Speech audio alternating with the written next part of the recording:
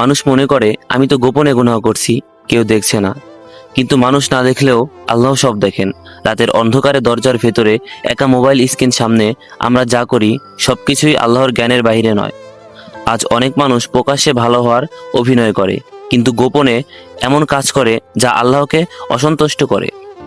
মানুষ মানুষের সামনে নিজেকে ধার্মিক দেখায়, কিন্তু একাকিত্বে গুনাহে ডুবে যায়।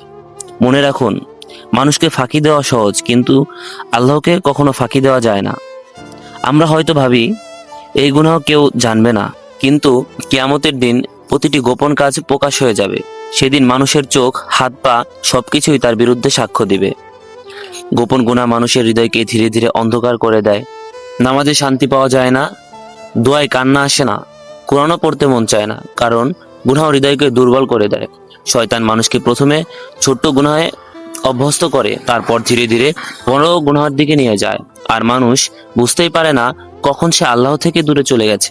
কিন্তু সুখের বিষয় হলো, আল্লাহ অত্যন্ত দয়ালু। যে ব্যক্তি সত্যিকারে অনুতপ্ত হয়ে তাওবা করে, আল্লাহ তার গুনাহ ক্ষমা করে দেয়। তাই এখনো সময় আছে নিজেকে বদলানোর।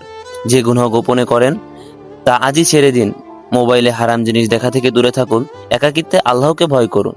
কারণ একজন প্রকৃত মুমিন সেই যে একা থাকলেও আল্লাহকে ভয় করে।